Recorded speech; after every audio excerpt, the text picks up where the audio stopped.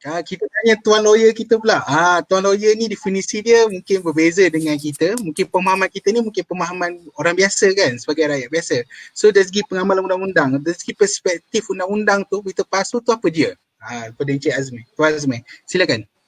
Okay. Berita palsu seperti yang betul lah macam Dr. Ezan sebut, dia tidak ada tafsiran dari segi undang-undang. Apa itu berita palsu? Cumanya kalau kita nak tafsirkan secara literal, iaitu berita yang benda tu tidak bersifat benar lah dan tidak ada asasnya. Tapi dari segi undang-undang tidak ada tafsirannya. Macam mana dikatakan berita palsu? Cumanya dari segi akta-akta yang digunakan di negara kita berkaitan dengan berita palsu ni, lazimnya polis kalau dia siasat untuk mereka yang menyebarkan berita palsu ni, mereka menggunakan akta komunikasi dan multimedia lah, khususnya Seksyen 233-1 yang mana melibatkan mereka yang menyebarkan berita melalui internet ni. Maksudnya berita melalui internet ni maksudnya melalui Facebook, WhatsApp. Dan untuk makluman tuan-tuan semua dan puan-puan, di mahkamah pun sekarang ni ada mahkamah cyber. Maksudnya khusus untuk kes-kes yang beginilah, yang penularan berita bersifat fitnah dan palsu, yang mana dibicarakan di mahkamah cyber begini, di mahkamah tinggi lah, mahkamah tinggi cyber.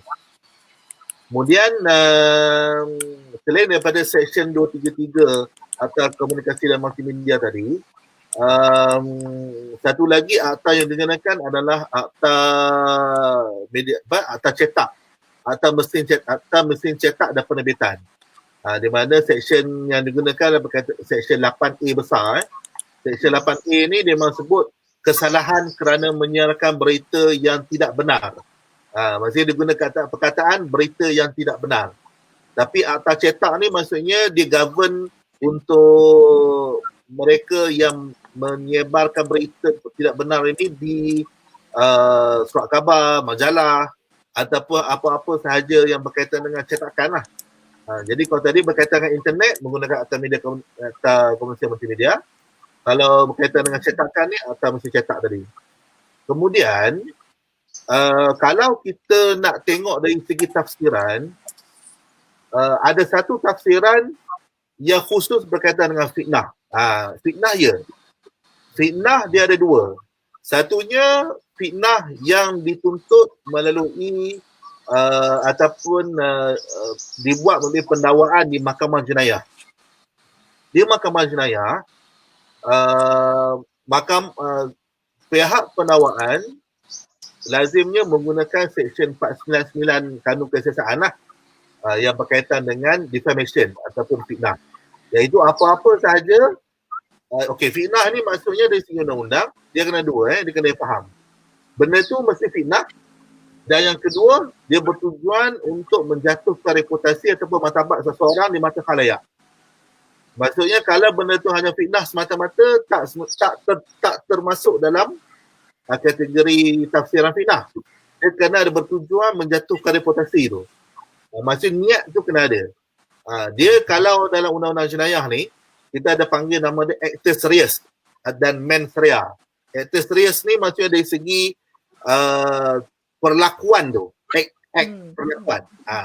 Mens rea ni niat. Maksudnya dia kena ada niat, dia punya jahat tu. Niat jahat. Kita panggil malafide ke apa kan. Jadi dalam kanun kesiasaan ni, dia meletakkan kena ada niat untuk menjatuhkan reputasi tadi. Jadi niat ni sebenarnya dalam undang-undang amat penting. Sebabnya macam dalam akta mesin cetak tadi juga menyebut bahawa jika dalam apa-apa hasil penerbitan ada disiarkan dengan niat jahat, apa-apa berita yang tidak benar. Maksudnya niat jahat itu merupakan satu elemen yang penting sekiranya mahkamah ingin mengenal pasti sama ada seorang itu bersalah menyebarkan berita tidak benar ataupun tidak. Begitu juga dengan berkaitan dengan fitnah tadi, dia kena ada niat untuk menjatuhkan reputasi. Kemudian fitnah ni, dia ada dua dari segi tindakannya. Tadi saya sebut Seksyen 499 Kanun Kesiasaan. Yang keduanya, kita juga selalu lazim kita dengar tentang sakman malu. Betul tak? Sama malu, sama Okey. Dia sebenarnya dia tak ada istilah sama malu. Dia sebenarnya saman fitnah. Jadi kalau orang kata sebab dia malu dia nak saman, tak betul. Contohnya macam dia kata ada orang menyiarkan dia punya gambar yang mengaibkan. Jadi aku nak saman malu dia. Tak ada. Dia tak ada istilah saman malu. Jadi contohnya macam saya bergurau dengan Ikhwan ni, Ikhwan ada recap balik cerita lama universiti dulu. Saya kata, oh dia malu ni, saya nak saman malu Ikhwan. Tak boleh. Jadi dia istilah dia ialah saman fitnah ataupun dalam bahasa Inggeris dia defamation. Okey.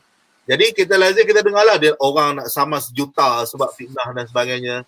Jadi kalau melibatkan saman fitnah di tuntutan sivil ni, mahkamah akan memberikan ganti rugi lah sekiranya terbukti bahawa orang yang disaman itu telah melakukan satu perbuatan fitnah.